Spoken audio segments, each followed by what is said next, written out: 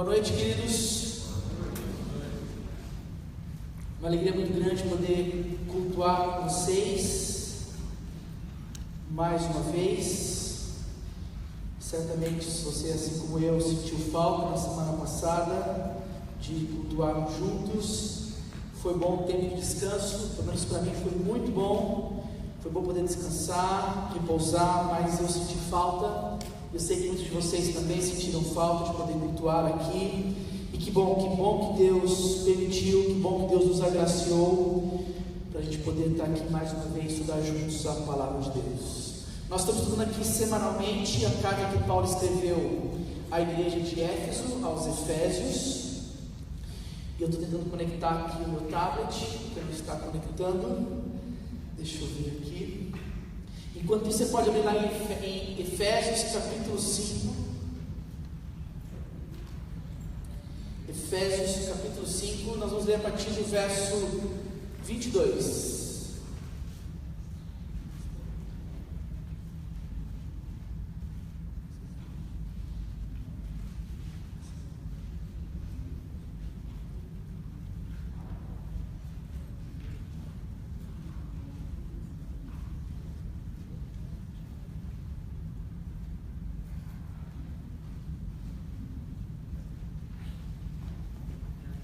Queridos, antes de ler o texto, vou pegar aqui o esboço que está na minha cabeça, pelo menos o início dele.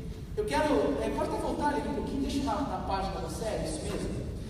Eu quero dizer para vocês hoje como você deve receber esse sermão, tá ok? Talvez alguns de vocês aqui é a primeira vez que vem uma igreja cristã, participar de um culto cristão, evangélico, e eu espero que você possa, assim, está se sentindo muito bem em nosso meio. Meu desejo, a minha oração é para que a palavra de Deus fale contigo. Eu espero que alguns preconceitos possam ser quebrados. Talvez você venha preparado para ver algumas esquisitices, algumas maluquices, e você não está encontrando nada disso, e você não vai encontrar nada disso. Mas eu quero instruir todos vocês como receber esse sermão de hoje. Isso é muito importante. Em primeiro lugar, nós vamos falar hoje sobre casamento, sobre a relação de maridos e mulheres à luz do Evangelho. A nossa série é essa, o que cremos, como vivemos. Você que está aqui acompanhando sabe muito bem que esse que cremos, obrigado Diogo, não, continua errado. Não, está certo. Obrigado, cara, agora está certo. Obrigado, cara.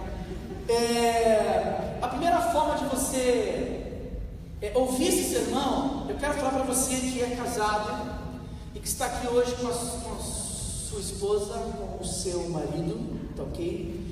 Em primeiro lugar é o seguinte, à medida que eu falar com cada um, tanto com as esposas quanto com os maridos, por favor, não cutuque o seu cônjuge nessa hora, tá ok? Beleza? Vamos combinar assim, você vai recolher, você vai segurar com todas as suas forças os seus cotovelos, tá ok? Não é a hora de você cutucar quem está do seu lado, tá bom? Faça um favor a você mesmo, não faça isso, tá ok? Homens, por favor, homens, não cutuque suas esposas, não vai dar certo, não faça isso, tá ok? Beleza? Por favor, não fale, viu? Eu te falei, não faça isso, tá bom? Se você de fato quer que seu marido ou sua esposa mudem, não faça isso durante a mensagem, tá bom? Esse é um bom conselho que eu dou para todos vocês, tá? O segundo conselho é para você que não é casado. Talvez você ouviu o tema, falou casados, Barney, não tem nada a ver comigo, né? Você é um adolescente, um jovem talvez está um pouco distante de casar. Queridos, esse sermão é para todos. Então, adolescentes, jovens, solteiros, por favor, prestem atenção no que eu vou falar. Sabe por quê? Porque você não é casado hoje, e eu espero que um dia você esteja casado. Posso ouvir o amém das meninas aí, mas né? As meninas solteiras dizem um amém, aleluia, mais alto, né? Eu espero que você que está solteiro hoje, essa condição tua talvez seja passageira, a não ser que você é um celibatário, alguém que vai ser chamado por Deus para ficar solteiro o resto da vida, e talvez a gente não tenha muitas pessoas assim. Você um dia vai casar, um dia você vai ser marido, um dia você vai se tornar uma esposa. Então preste atenção nessa mensagem, porque você vai ouvir sobre o tipo de marido e de mulher que Deus quer que você se torne. Então, mesmo se você está um pouco distante, preste atenção, tome nota, isso é importante. Até também porque eu quero que você saiba o tipo de pessoa, de marido ou de mulher que você vai escolher. É legal você conhecer um padrão, saber o que Deus espera de uma esposa e de um marido, para que você futuramente, quando chegar a hora de você escolher, você que está de olho aí hoje, a gente já está de olho aí é crush que fala, estou certo? De olho do pessoal, né? Você que está de olho num crush já por aí, é bom você saber o que Deus espera de um marido e de uma mulher, tá bom? Terceiro lugar, terceira dica, para você que já está namorando, para você que é noiva, é muito importante essa mensagem para vocês, porque nós vamos colocar aqui o padrão de Deus para o casamento, vamos colocar aqui um padrão daqueles que compreenderam o Evangelho, que eles foram transformados por Jesus, como que eles vivem. Então, como vivemos casados, então é muito importante para você. Em quarto lugar, ouça tudo o que eu tenho para dizer essa noite. Não feche o seu coração, nem os seus ouvidos, ouça tudo o que eu tenho a dizer, não tire conclusões precipitadas, e se tiver dúvidas no final, fale comigo. A gente não tem talvez uma estrutura ainda para receber perguntas de vocês durante o culto, quem sabe isso futuramente, mas por hora, se tiver dúvidas, se eu não me fizer compreendido em algum tema, por favor, converse comigo no final, a gente pode bater um papo no final tranquilamente e tirar as suas dúvidas, tá bom? E por último, para fechar, assim, esses conselhos iniciais, queridos, esse é um tema muito importante. Falar sobre casamento é importante, mas é um assunto sério, que precisa ser abordado com muita seriedade, porque eu sei e vocês sabem que a quantidade de divórcios não para de crescer, não é verdade? A cada dia você escuta, você fica sabendo de um casal de amigos, de algum conhecido que se separou, e é interessante que o divórcio, ele não escolhe casal não, são casais recém-casados de 1 ano, 2 anos de casamento, já enfrentando o divórcio. São casamentos longos de 10, de 15, de 20 anos. São divórcios que pegam casais com mais de 30 anos de casados, que depois que os filhos saem de casa não sabem mais o que fazer. Então, queridos, o assunto é sério. Esses dias eu vi uma reportagem na televisão, porque até então era muito comum ter casamento coletivo. Já viu casamento coletivo? Faz um pacotão, fica mais barato, casamento coletivo, por lá vários casais, 10, 15, 20, acho que já havia até de 50 casais, fazendo casamento coletivo, paga mais barato e todo casa. Essa semana, acho que 2 semanas atrás, eu vi divórcio coletivo. Vocês viram isso? Está sendo agora divórcios coletivos. Uma parceria entre a promotoria e não sei mais quem, onde fica também mais barato e mais fácil de você realizar o seu divórcio. E, gente, seria cômico se não fosse trágico. Os casais um lado do outro sorrindo. E quando o repórter foi entrevistar o casal, assim, falando bem, não, estamos muito bem, terminamos bem, foi muito legal, nosso casamento, sorrindo, a mulher sorrindo, não, foi muito marcante, o papá, e não temos problema nenhum, está tudo bem entre nós. Pensando assim, mas por que estão separados? Mas essa é a nossa realidade. Por isso, então, queridos, palavra como essa, mensagem como essa é muito importante, tá bom? Vamos ao texto então, Efésios capítulo 5, do verso 22 ao 33. É sequencial o texto, nós estamos estudando Efésios desde o início, então eu não estou aqui escolhendo o texto para pregar, vamos deixar a palavra de Deus falar com a igreja. Efésios então, capítulo 5, do verso 22 até o verso 33, e diz assim a palavra de Deus: mulheres, sujeitem-se cada um ao seu marido como ao Senhor, pois o marido é o cabeça da mulher, como também Cristo é o cabeça da igreja, que é o seu corpo, do qual ele é o Salvador. Assim como a igreja está sujeita a Cristo, também as mulheres estejam sujeitas em tudo sujeitas a seus maridos. Maridos, ame cada um a sua mulher, assim como Cristo amou a igreja e entregou-se por ela para santificá-la, tendo-a purificado pelo lavar da água mediante a palavra, e para apresentá-la a si mesmo como igreja gloriosa, sem mancha, nem ruga ou coisa semelhante, mas santa e inculpável. Da mesma forma, os maridos devem amar cada um a sua mulher como ao seu próprio corpo. Quem ama a sua mulher, ama a si mesmo. E continua o texto: além do mais, ninguém jamais odiou o seu próprio corpo, antes o alimenta e dele cuida, como também Cristo faz com a igreja, pois somos membros do seu corpo. Por essa razão, o homem deixará pai e mãe e se unirá à sua mulher, e os dois tornarão uma só carne. Este é um mistério profundo. Refiro-me, porém, a Cristo e à igreja. Portanto, cada um de vocês também ame a sua mulher como a si mesmo, e a mulher trate o marido com todo respeito. Abaixe teus olhos. Abaixe tua cabeça, desculpa, feche teus olhos. Senhor, eu quero pedir nesse instante para que o Senhor possa nos conduzir em cada momento, Deus, dessa palavra, para que seja o Senhor falando conosco, não as minhas palavras, não o meu esboço, mas o Senhor. Deus, precisamos de mais de Ti, precisamos de mais dos Teus conselhos, dos Teus preceitos, e muito mais do que ouvir pregações sobre esse assunto, precisamos viver esta realidade.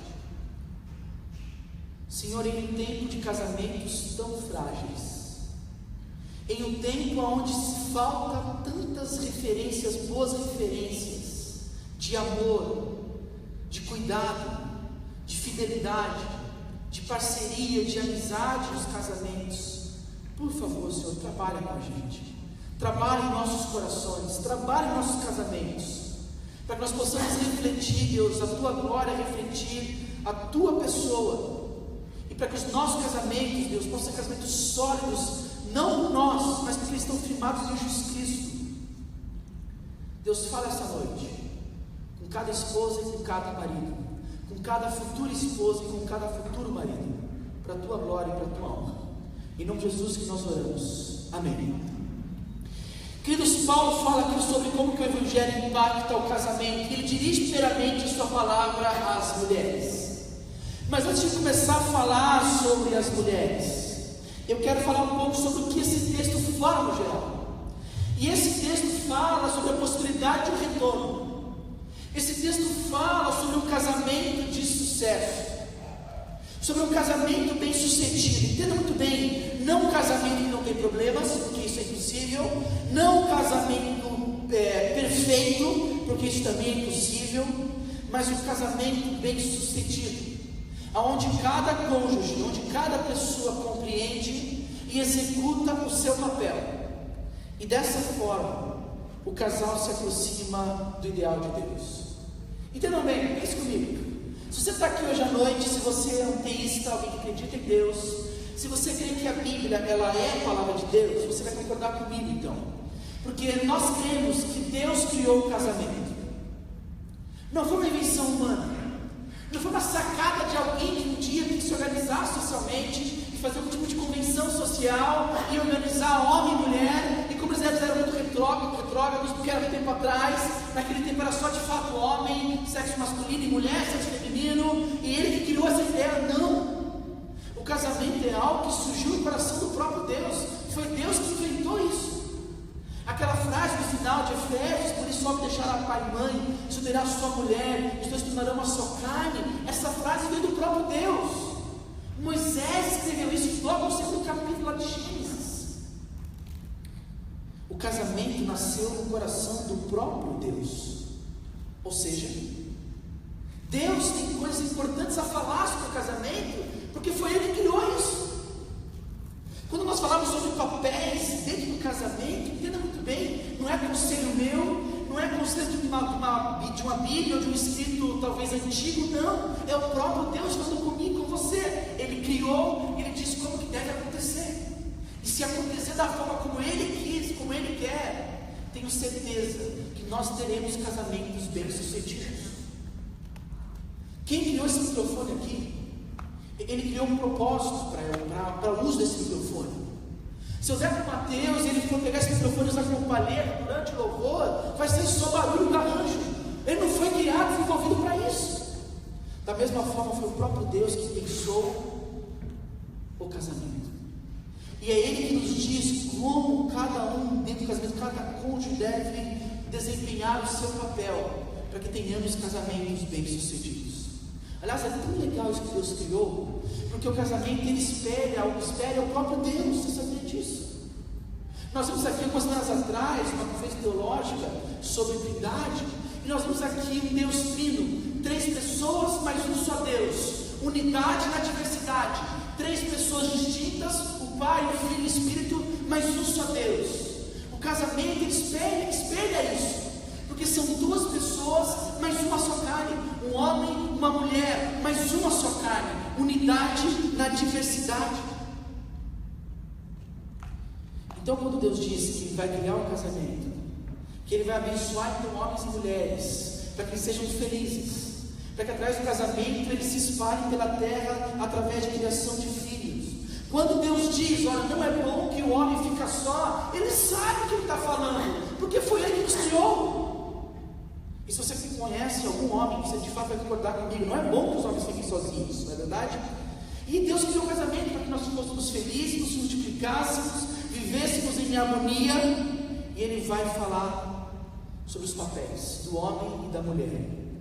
E aqui o apóstolo Paulo começa sua palavra no verso 22, ele começa causando, porque ele diz logo de cara: mulheres, verso 22, sujeitem-se cada um a seu marido.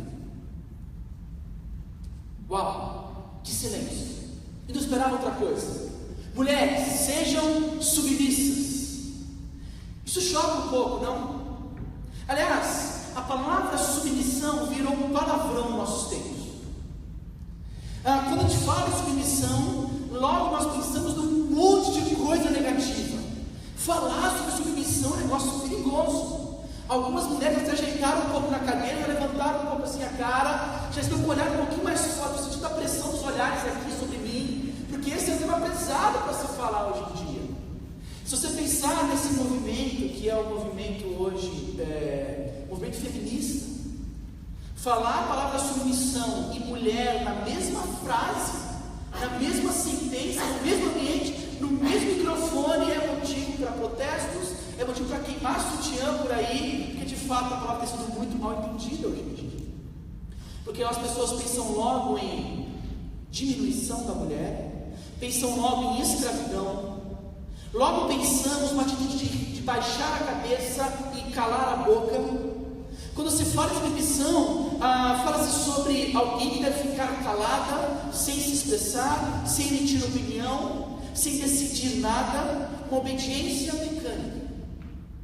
As pessoas, quando falam sobre submissão, elas pensam que as mulheres devem ficar em suas casas, em pé, quietas e caladas, aguardando como serviçal a chegada do seu marido, para que ele chegue, sente na poltrona e ela retire o seu sapato, faça uma massagem nos seus pés, sirva o seu prato de jantar e fale apenas quando necessário. E ela apenas vai responder sempre ele com sim senhor e não senhor. Falar sobre submissão nos dias atuais é pensar que a pessoa submissa é uma pessoa menor, de menor importância, um ser humano de segunda classe, de segundo escalão. E se você pensa que submissão é isso, desculpe decepcioná-lo, mas isso não tem nada a ver com submissão. Para você compreender o que Paulo, ou melhor, para você compreender o que Deus quer para você, mulher casada, ou você futura mulher que vai casar, para você entender o conceito de submissão, você precisa, antes de olhar para o verso 22, olhar para o verso 21. Porque se você voltar na sua Bíblia em um versículo, no mesmo contexto, você tem que dar uma orientação não para as mulheres, mas para todos os cristãos. Olha o que ele diz: sujeitem-se uns aos outros no temor a Cristo. No verso 21, Paulo diz que todo cristão deve submeter uns aos outros por temor a Cristo. Como entenda bem, é a mesma palavra que ele usa no verso 22. Então quer dizer que parece que o que Deus espera das mulheres casadas é talvez algo que Deus espera em outro sentido, mas também espera de todos os cristãos. Embora tenha implicações diferentes dentro do casamento, pedir para que as mulheres sejam submissas, nesse contexto, não é nada absurdo, porque Deus já tratou disso no contexto mais geral entre todos os cristãos.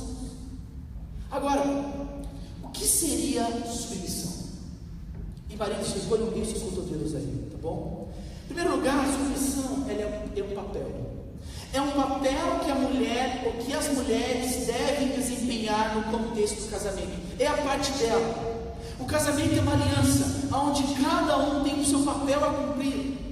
Agora entenda muito bem, é a parte dela, é a função que toda mulher cristã deve encarnar para que o casamento reflita a glória de Deus. Queridos, me entendam muito bem, isso é importante. Não estamos falando aqui de essência, não estamos falando aqui de quem é melhor ou de quem é pior, nem de quem está acima ou quem está abaixo. Nós estamos falando aqui da função que a mulher deve desempenhar para o sucesso do seu casamento. E quero definir com vocês o que é submissão. Preste bem atenção. Submissão é uma atitude voluntária de ceder. Submissão é uma atitude voluntária de cooperar, de assumir responsabilidade, de levar uma carga. Submissão é a mulher trabalhar para auxiliar, para ajudar o seu marido a liderar a família. Submissão é a mulher compreender que Deus deu papéis distintivos para cada integrante da família, e o papel da mulher é ser esse suporte, é voluntariamente se colocar à disposição de ajudar o seu marido a levar a sua família para mais perto de Deus. Nós já ouvimos aqui, vou repetir, a palavra auxiliadora, a palavra auxílio, é uma palavra que eleva a figura da mulher no mesmo patamar do próprio Deus, porque essa palavra auxiliadora só é usada duas vezes em toda a Escritura, para descrever a mulher que auxilia, que ajuda o seu marido, que é parceira, que é amiga, que colabora com o seu amigo, com o seu marido, e para descrever o próprio Deus, que é o auxiliador de Israel. Não se trata de diminuição, não se trata de colocar a mulher nem na frente e nem atrás, se trata de colocar a mulher do lado com papéis diferentes e distintos. Em breve eu vou falar sobre o papel do marido. Eu vou falar sobre o papel do marido de amar e liderar a sua família. Ser submissa é você trabalhar para facilitar, entenda muito bem, para facilitar o trabalho do seu marido de amá-la e liderá-la. É você desempenhar o papel não de alguém que está à frente, muito menos de alguém que está atrás, mas de alguém que está do lado, mas com papel e com funções diferentes. Porque se os dois fazem a mesma coisa, os dois não saem do lugar, com papéis distintos e diferentes. O papel da mulher é facilitar o trabalho do seu marido, de amá-la e de liderá-la. Alguns venderam de maneira totalmente errada que submissão é uma prisão para a mulher, e não. Na verdade, submissão é uma liberdade para a mulher. Uma ilustração do Dr. J. Adams, muito boa. Ele diz que a submissão para a mulher é como se fosse um trilho dos trens. O trem ele é livre quando ele está dentro, em cima dos trilhos, para que ele possa desempenhar aquilo que ele foi criado para desempenhar. Se o trem vira assim, não, eu não quero mais nada nos trilhos, eu quero andar agora fora dos trilhos, e virar a ladeira baixa, ele vai capotar. Ladeira baixa, ele vai capotar, ele vai se perder completamente, ele não vai cumprir o propósito do qual ele foi designado. O trem ele é realmente livre quando ele está em cima dos trilhos, para fazer aquilo que ele foi criado para fazer. Da mesma forma, a submissão é esses trilhos para a mulher casada. Ela encontra a verdadeira liberdade e alegria não fora dos trilhos, mas vivendo aquilo que Deus deseja para a vida dela. Então, querido, submissão não é um rebaixamento, não é dizer que a mulher é menos capaz do que o marido de jeito nenhum, não é afirmar de maneira alguma que é uma segunda classe de seres humanos de maneira nenhuma. Homens e mulheres iguais diante de Deus, homens e mulheres criados à imagem e semelhança de Deus, em essência iguais, em papéis diferentes.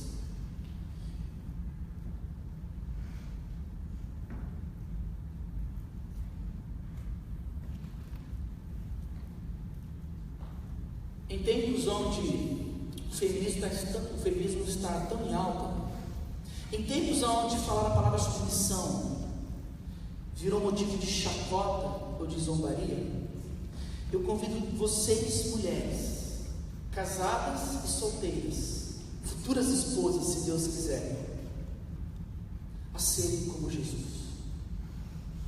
Embora aqui no texto Paulo compare a figura da mulher que corresponde à figura da igreja, porque ele diz: olha, submetam aos seus maridos como a igreja é submissa a Jesus, e isso é muito importante, mas eu gosto de pensar também no próprio Cristo, no próprio Jesus, que embora sendo um com o Pai, com Deus, no próprio Jesus, que embora fosse uma pessoa da Trindade, sem distinção, sem hierarquia, sem ser melhor ou menor do que o Pai, o próprio Jesus submeteu e fez a vontade do seu Pai. O próprio Jesus honrou e obedeceu ao seu Pai. Ele é um exemplo de submissão para vocês, mulheres, o próprio Cristo. Então eu convido vocês hoje a olharem para Cristo e a serem também como Jesus. A igreja submete a Cristo porque a igreja descobriu como é ótimo ter o próprio Cristo no centro, governando a igreja. A igreja sabe que vai encontrar uma alegria completa em viver e desempenhar o seu papel de submeter a Jesus. Um dos motivos hoje que a gente se alegra aqui na rede, porque um dos nossos desejos é ter Jesus no centro dessa igreja.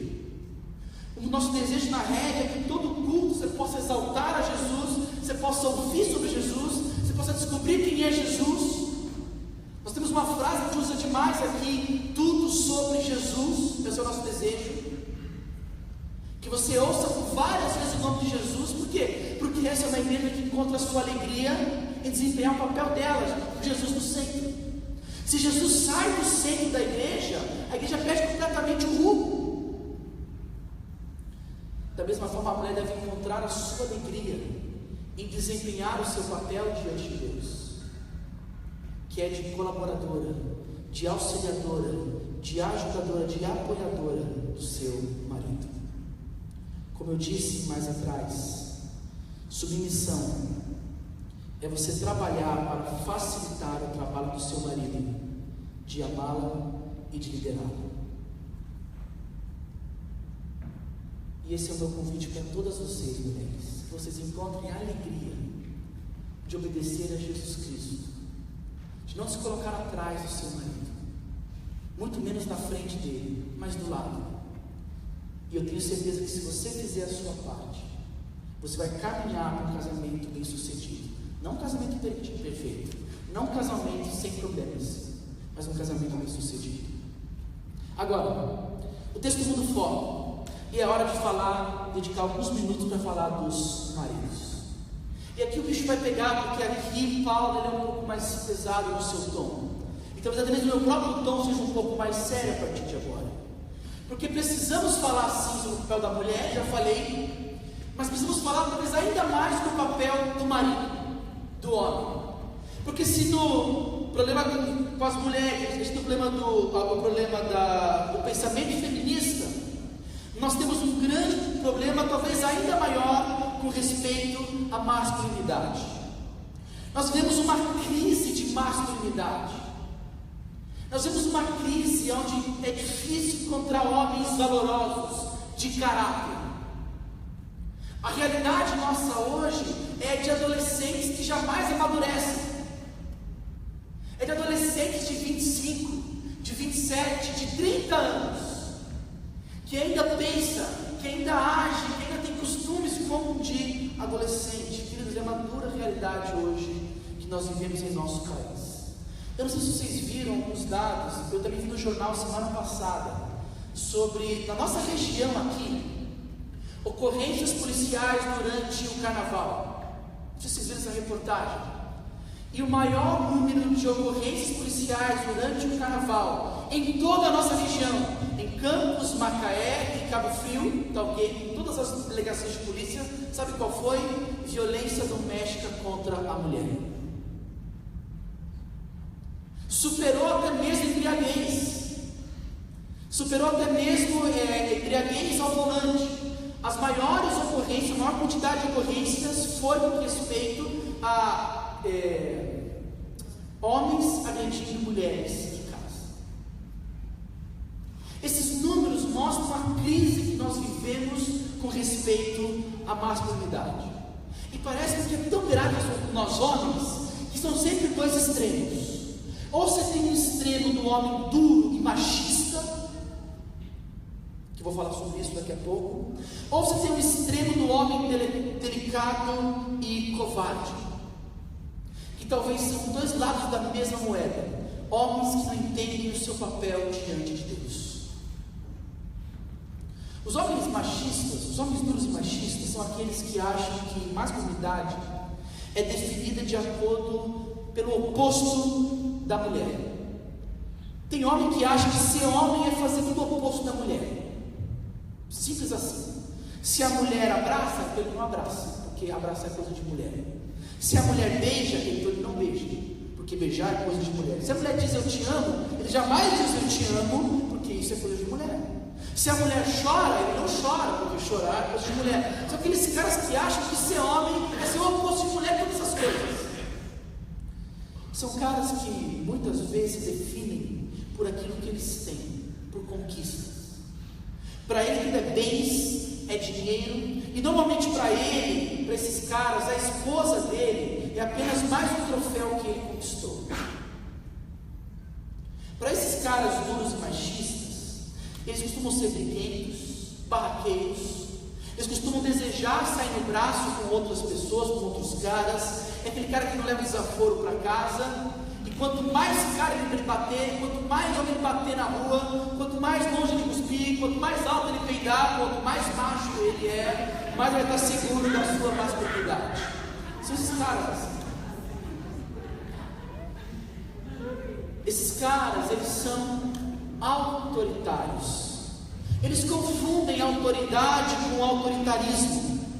Ele quer governar sua casa na base daquilo que ele quer, segundo a sua vontade.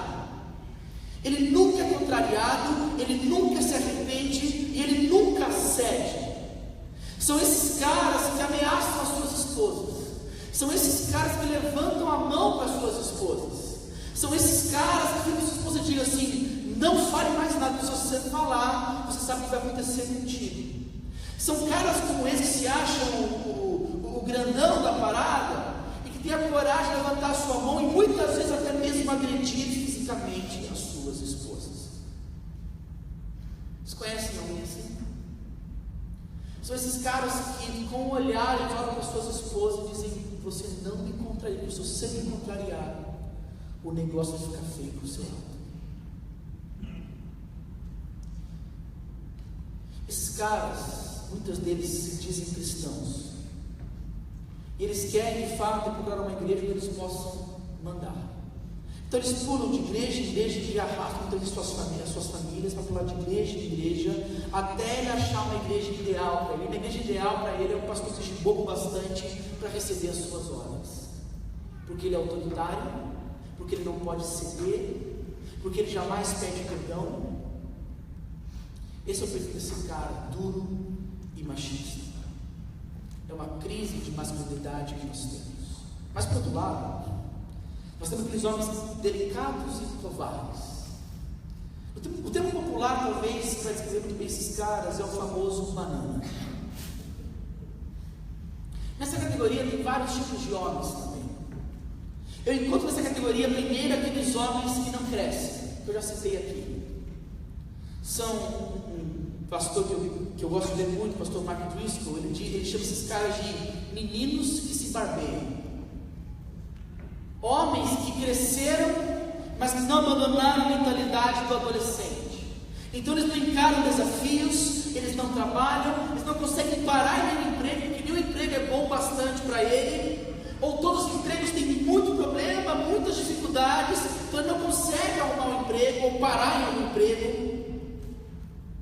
E o pior é que esses garotos, eles arrumam namoradas, e eles casam com essas namoradas, e eles destroem a vida dessas namoradas, porque elas esperavam ter casado com um homem, mas elas ficaram casadas com um garoto, com um adolescente que cresceu, mas que não deixou a cabeça de adolescente. E a primeira primeira briga desse casal, ou das primeiras brigas, que a gente vai ter que aconselhar essa menina, é porque o marido dela não quer sair do videogame, ou porque o marido dela não quer sair de brincar com os amigos. Esse é o garoto que não cresceu. Quantos casamentos, queridos, nós temos visto ultimamente, terminados no primeiro, no segundo ano de casamento, porque as meninas descobriram que casaram com um cara que não queria uma esposa, mas queria uma segunda mãe.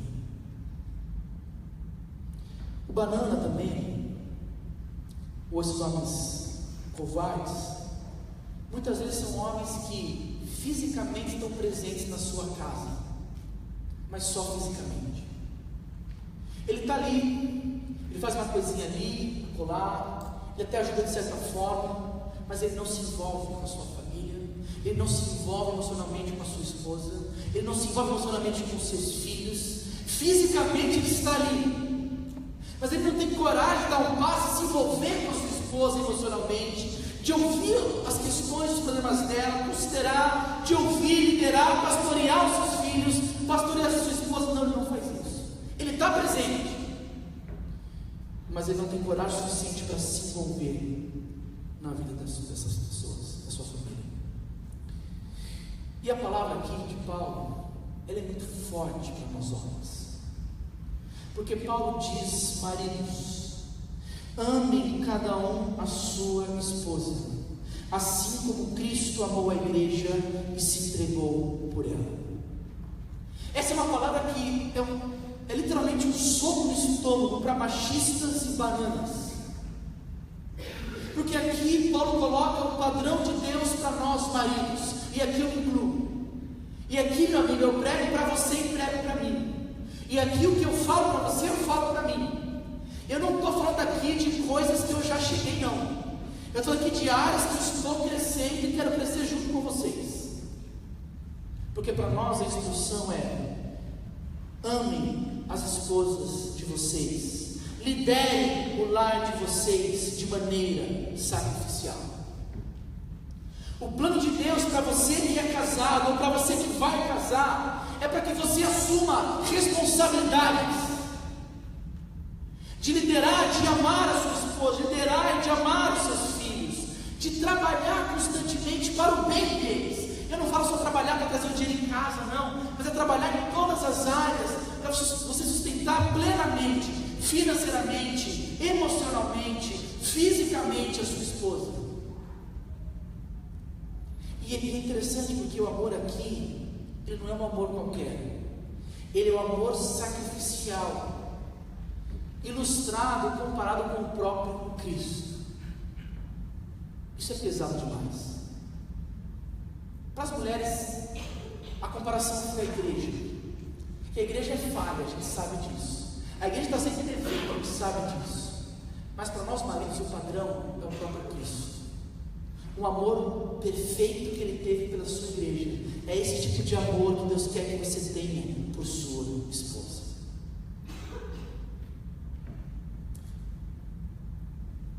Queridos, amar a sua esposa como Cristo amou a igreja é você estar disposto a fazer uma série de sacrifícios.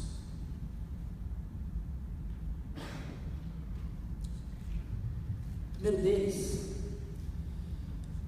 você precisa estar disposto a morrer por sua esposa. Agora entenda muito bem. Talvez todos os maridos aqui presentes, todos, sem exceção, se eu perguntasse para você aqui, você morreria para a tua esposa? Eu tenho certeza que todos diriam: claro que sim. Na frente dela e de todo mundo aqui, claro, é óbvio, estou aqui, ó, manda ver, manda bala, estou aqui, vou entrar na frente dela. Você parecia que nós saltamos a primeira a pular na frente da sua esposa e defendê-la. Talvez muitos de vocês vão ter essa reação, ou pelo menos diriam que teriam essa reação. Sim, eu estou disposto a morrer por ela. Aí te pergunto, para você marido, que está disposto a morrer pela sua esposa, você está disposto a viver para ela? Situações hipotéticas são lindas, assaltos, lindo você entrar na frente dela. Você está disposto a viver para ela? É fácil encontrar maridos que batam no peito e digam: é claro que eu morreria pela minha esposa. Mas é difícil encontrar maridos que digam: meu amor, o que eu posso fazer por você aqui em casa para te ajudar? Porque você trabalhou e eu trabalhei, nós dois estamos cansados. O que eu posso fazer para te aliviar nos seus tempos aqui de casa? É fácil encontrar maridos que morreriam pela esposa, mas você está disposto a servir a sua esposa? É fácil encontrar maridos que batam no peito e digam: é claro que eu morreria pela minha esposa. Mas é difícil encontrar maridos que sejam dispostos a amar sacrificialmente e abrir mão das suas agendas para que você possa ter mais tempo de qualidade com a sua esposa.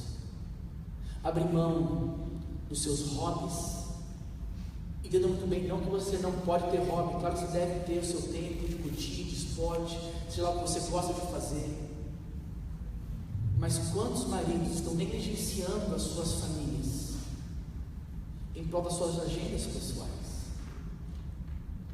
Então, amar sacrificialmente a sua esposa é você olhar para a tua agenda da semana e perceber se você tem de fato dado um tempo de qualidade para a sua esposa.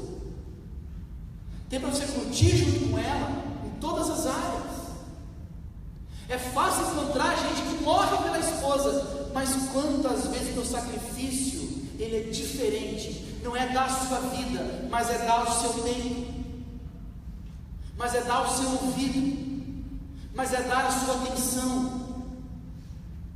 É fácil encontrar maridos que queiram morrer pelas suas esposas, mas e na hora que a grama está curta e você precisa priorizar as compras da casa, e você diz: amor, por favor, gaste dinheiro com você, eu vou abrir mão dos meus desejos, eu vou abrir mão da minha agenda, eu vou abrir mão das minhas necessidades. Percebe que nós somos totalmente diferentes de liderança amorosa?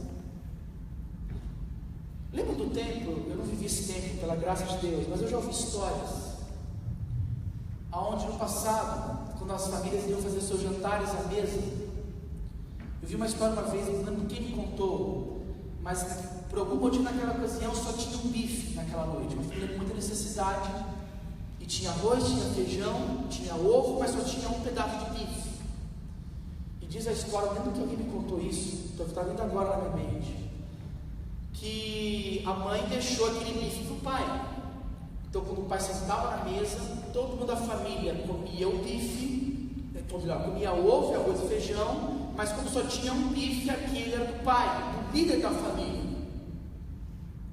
E isso é totalmente errado, porque pelas escrituras, o marido que deve liderar e amar a sua esposa e amar a sua família, o melhor tem que ser para ela, o melhor tem que ser para eles, não para ele. E amar sacrificialmente é isso. É você, em segundo lugar, é cuidar espiritualmente da sua esposa. Olha o que o texto diz. Paulo diz: olha, você deve amar a sua marido, sua esposa, desculpa. E ele, complicou aqui, hein? Vamos cortar essa parte, edita aí. E ele diz: olha, e apresentá-la para si mesma como igreja gloriosa, sem mancha, com ruga ou coisa semelhante, mas santa e inculpável. O padrão aqui é de um marido que zela espiritualmente pela sua família e que tenha coragem. Agora preste atenção, Deus, a coragem de chamar a sua esposa, de chamar os seus filhos e de orar e de ler a Bíblia com eles. Porque fazer isso nos dias atuais somente com homens corajosos que queiram de fato honrar a Jesus e pagar o preço por liderar a sua família. Liderança sacrificial é você cuidar espiritualmente da sua família. Em terceiro lugar, liderança sacrificial é você tomar decisões que valorizam e protegem a sua esposa. Nas decisões familiares, você, quando está ela quer ir para A, você acha que tem que ir para o B, então naquela disputa, se é A, se é B, nas grandes decisões familiares, O marido, ele é responsável por tomar a decisão final, não pensando no que ele quer, não pensando nos seus desejos, na sua vontade, mas pensando no bem da sua esposa.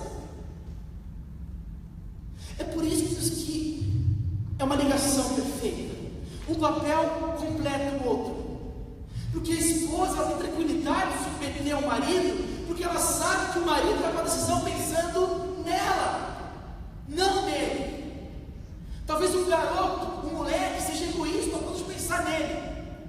Mas o marido que ama Jesus, que descobriu o Evangelho, ele vive o tempo todo pensando no que é melhor para a sua esposa.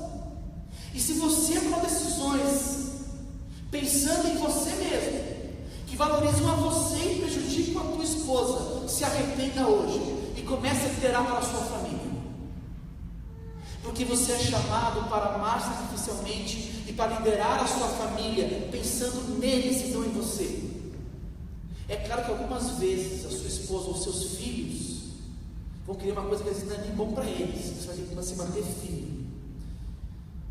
Mas nós precisamos tomar decisões que valorizam e que protegem as nossas esposas. Quantas vezes eu já não vi casais, tive que aconselhar casais que brigavam por causa de dinheiro. Na verdade, a questão não era o dinheiro em si. Na verdade, era uma situação onde cada um queria fazer não o que era melhor para a família, mas queriam fazer o que era melhor para eles mesmos. Quantas vezes eu já não vi maridos pegando uma quantia importante de dinheiro da família? Porque por mais que você e tua esposa trabalhem, o dinheiro é da família. Não é seu dinheiro, não é dinheiro dela, é dinheiro de vocês. Vocês administrarem juntos, pensarem juntos do bem da família. Quantas vezes já não vi homens agindo como mulheres e pegando parte importante de dinheiro da família, colocando a família em riscos financeiros para comprar coisas banais? É a nossa realidade. De ver uma mulher desesperada porque entrar em dívida porque o marido comprou um drone. Sei lá, 3, 4 mil reais. Um drone. Percebe? São homens que estão esquecendo que as decisões que ele toma como cabeça são decisões em prol da família, do bem-estar da família e principalmente de sua esposa. Maridos, estou encerrando, queridos. Comece a liderar suas esposas, se entregando sacrificialmente do seu tempo, do seu dinheiro, do seu interesse. Homens, assumam a responsabilidade de trabalhar para sustentar a sua família, de prover o melhor para eles, de chegar em casa e se mostrar presente, de ouvi-los, de escutá-los, de pastoreá-los, pastorear sua esposa, seus filhos. Tome a decisão pensando neles e não em você. Chegue em casa no fim do dia, mesmo que cansado, no fim de semana mesmo que acabado, com aquela sensação de que você não teve tempo para você, mas com aquela gostosa sensação de que você teve tempo para eles. Isso é o mais importante. Eu não quero chegar na minha segunda-feira, que talvez para você o seu sábado talvez seja a minha segunda. Eu não quero chegar na minha segunda-feira, eu quero chegar cansado que eu trabalhei, que eu fiz tudo que eu tinha que fazer diante de Deus, diante da minha esposa. Eu não quero ficar chateado porque eu não tive tempo para jogar bola essa semana. Eu quero estar feliz porque eu tenho tempo de qualidade para minha esposa, para o meu filho, para o meu trabalho, para a minha igreja. Porque é isso que homens fazem. Eles não ficam de mimimi porque não deu tempo de jogar videogame essa semana. Eles ficam alegres porque eles trabalharam, sustentaram as suas famílias, deram atenção para as suas esposas e filhos, tomou a decisão em prol deles e não dele. Isso é motivo de glória e orgulho para todo homem. Eu espero que seja assim para você também. Para fechar, eu não posso deixar de pensar que para todos nós vivenciarmos essa realidade, somente à luz do Evangelho. Percebe que o texto todo fala do Evangelho? Percebe que você, meu amigo, que está aqui me ouvindo hoje, você só vai conseguir amar sua esposa como Cristo amou a igreja quando você entender o que Cristo fez pela igreja. Porque não é uma questão só de intelecto, é uma questão de coração. E meu convite para você é para que você queira conhecer esse Jesus que amou a igreja. Porque se para você, homem, a referência é Jesus, o exemplo é Ele, venha conhecê-lo. E venha descobrir como que Ele pode mudar a sua vida para que você possa de fato amar a sua esposa como Ele amou a igreja. Mulheres, eu também apontei para Jesus quando eu falei com vocês. Ele também é referência de submissão ao seu pai. Venha conhecê-lo. Descubra como Ele é maravilhoso e como que Ele pode te ensinar a submeter a seu marido. Maridos, venham conhecer a Jesus Cristo e o que Ele fez, para que você possa descobrir como que você pode amar ainda mais a sua esposa. Eu sei que você já ama, mas você pode descobrir como amá-la ainda mais. Esse é o casamento à luz do Evangelho. Papéis diferentes. E quando cada um entende o seu papel, você pode começar a viver uma realidade de casamento que talvez você nunca viveu. Mulheres, submetam alegremente. Homens, amem sacrificialmente. É muito fácil uma mulher se submeter ao marido que ama. É muito fácil para o marido amar uma esposa que submete e honra. Esse é o ideal de Deus para mim e para vocês. Amém? Vamos orar para os cabeças e fechar os olhos. Obrigado, Deus, pela tua palavra. Peço, Deus, que o Senhor possa falar o coração de cada um aqui, da maneira que o Senhor quiser. Para que homens e mulheres que já estão casados possam refletir nessa mensagem, avaliar as suas atitudes à luz da palavra de Deus, e se necessário, Deus, para que essas pessoas possam se arrepender dos seus pecados, voltar dos seus caminhos e confiar em Jesus, Deus, para a mudança necessária. Nosso desejo, Deus, é somente esse, para que a tua palavra nos exorte, nos ensine, nos motive e nos leve ainda mais perto de ti. Pedimos, Deus, para que os casamentos aqui sejam fortalecidos, Deus, pelo Senhor, para que nesse lugar tenhamos a alegria de presenciar casamentos sólidos, porque a base desses casamentos é Jesus Cristo. Casamentos sólidos porque tanto o homem quanto a mulher compreenderam os seus papéis diante de Deus e pela graça de Deus procuram viver os seus papéis. Esse é o nosso desejo, essa é a nossa oração. Deus, eu peço para aqueles que ainda não te conhecem, peço pelas esposas que estão aqui hoje e ainda não te conhecem, para que elas possam vir descobrir a Jesus Cristo, nosso perfeito Salvador, que é um exemplo de submissão, que obedeceu o seu Pai e morreu em nosso lugar. Peço, Deus, para que os homens descubram esse Jesus que nos amou e que se entregou por nós, para que eles possam abrir o coração deles para essa realidade, e para que eles descubram, Deus, que eles só vão poder amar ainda mais e plenamente as suas esposas, se eles entenderem, Deus, que Jesus deve reinar no coração deles. Oramos por isso, Deus, em nome de Jesus que nós oramos a Ti. Amém.